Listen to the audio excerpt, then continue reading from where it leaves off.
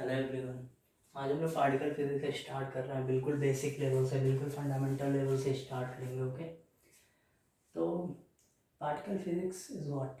Particle physics is actually the study of fundamental और you can say constituent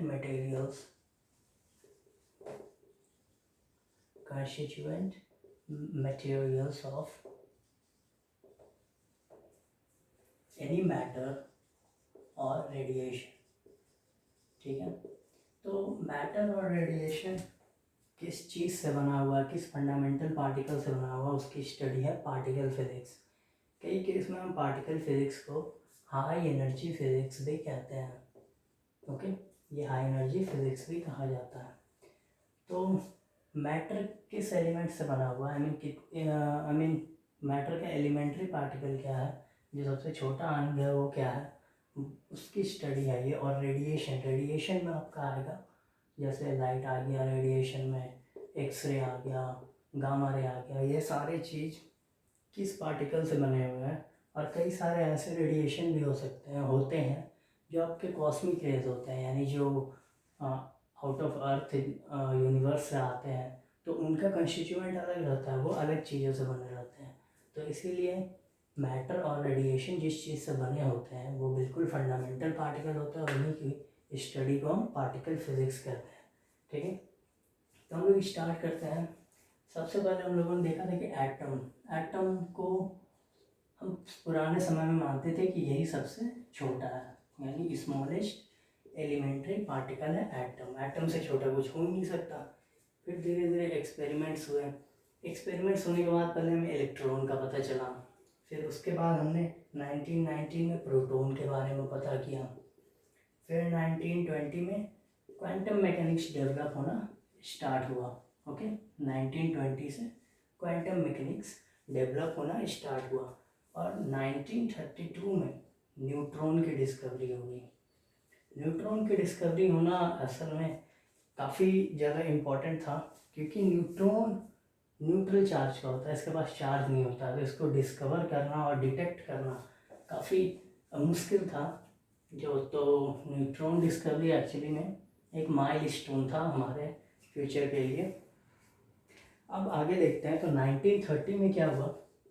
1930 में Fermi ने neutrino के ऊपर बात की।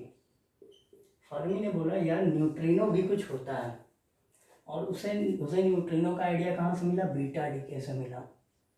जब बीटा डीके में कुछ एनोमलीज हुई, कुछ प्रॉब्लम हुई बीटा डीके में, तो उसने न्यूट्रिनो नाम का एक पार्टिकल हाइपोथेटिकल पार्टिकल उसने बोल दिया कि भाई न्यूट्रिनो होता है। ठीक है, तो यहाँ से फर्मी ने न्यूट्रिनो के बारे में बोला 1930 में। उसके बाद 1947 में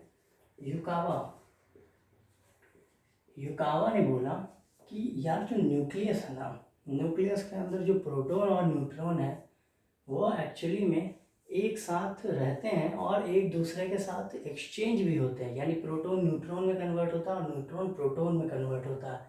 और वो जिस पार्टिकल के थ्रू कन्वर्ट होता है वो एक्चुअली में एक मेसोन पार्टिकल है।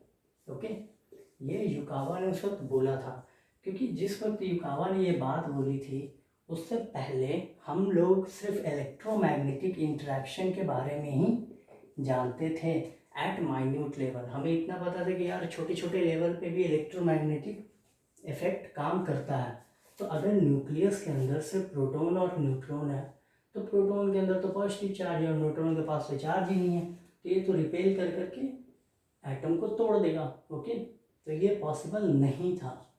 तो युकावा ने 1947 में बोल दिया कि भाई मेसोन एक पार्टिकल होता है जो न्यूट्रॉन को प्रोटॉन में कन्वर्ट कर देता है और प्रोटॉन को न्यूट्रॉन में कन्वर्ट कर देता है। ओके, उसके बाद 1947 में जब ये बात युकावा ने बोल दिया, तो 1947 में उसी वक्त युकावा का ये मेसोन पार्टिकल डिस्कवर हो गया, और वो था पाई मेसोन। ओके, वो पाई मेसोन 1947 में ही डिस्कवर हो गया। Is that okay? तो हमें मेसोन का नाम भी पता चल गया, भाई कौन सा मेसोन है, तो पाई मेसोन है। अब जो एरा था 1950 और 1960 के बीच में जो पार्टिकल था, आई मीन जो पार्टिकल्स की डिस्कवरी हो रहे थे वो बहुत ज़्यादा थे, यानी काफ़ी सारे पार्टिकल्स की डिस्कवरी हो रही थी यहाँ पे, काफ़ी सारे। तो हमने इसको नाम दिया पार्टिकल जू, यानी काफ़ी सारे पार्टिकल आ गए यहाँ पे। अब जब हमारे पास इतने सारे पार्टिकल्स आ गए तो हम उनको क्लासिफाई कैसे करें? हम कैसे बोलें कि भाई कुछ 5-6 तरह के पार्टिकल है जो एक ग्रुप में होते हैं, और जो कुछ और जो तरीके के पार्टिकल है वो अदर ग्रुप में होते हैं। तो अब हमारे पास जो काम बचा था वो था क्लासिफिकेशन ऑफ पार्टिकल, क्योंकि almost infinite number of particles हमारे पास इस टाइम पे आ गए थे। कुछ लोगों ने पार्टिकल की डिस्कवरी की थी, तो कुछ लोग बोल रहे थे कि नहीं यार, एक पार्टिकल ऐसा हो सकता है जिसका कंस्टिट्यूएंट ये हो सकता है। कुछ बोल रहे थे यार, एक पार्टिकल ऐसा हो सकता है जिसका कंस्टिट्यूएंट ये हो सकता है। तो इस तरह की चीज़ें चल रही थी। ओके,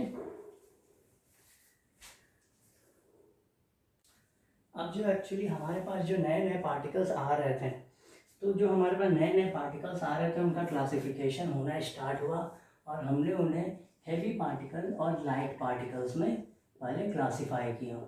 ठीक है, हमने हैवी पार्टिकल और लाइट पार्टिकल में उनको मतलब क्लासिफाई किया। हैवी पार्टिकल्स में हमारे बेसिकली हाइड्रॉन्स आए, जिन्हें हम जो भी पार्टिकल्स हैवी में आ रहे थे उन्हें हमने हाइड्रॉन्स नाम दिया। और जो लाइट पार्टिकल्स थे, हमने ये अज्यूम किया कि हो सकते हैं, हो सकता है कि ये सारे लाइट पार्टिकल्स जो है ये फंडामेंटल पार्टिकल्स हैं। हम अभी तक श्योर नहीं थे, लेकिन हमने बस बोला कि these particles, light particles, are the fundamental particles. और हेवी पार्टिकल हेड्रॉन्स है, और हेड्रॉन्स के अंदर भी दो तरह के पार्टिकल्स आ रहे थे, मेसॉन्स एंड बैरियॉन्स। ओके, ये हो रहा था।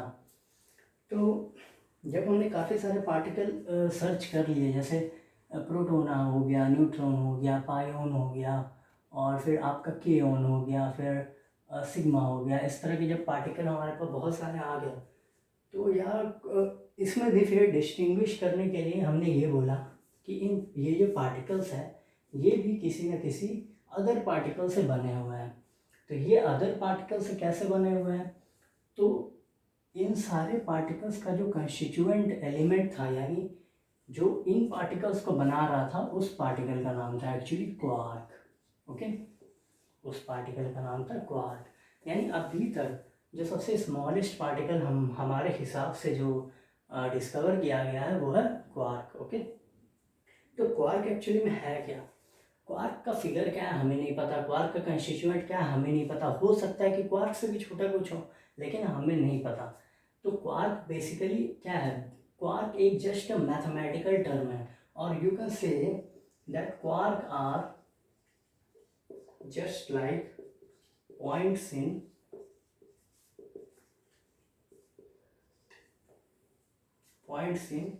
geometry, and they are made up of nothing, or you can say anything. Okay, I mean nothing, you can say quark is made up of nothing, but quarks are actually a point, a geometrical point. You can say it is just a geometrical point that make up many particles.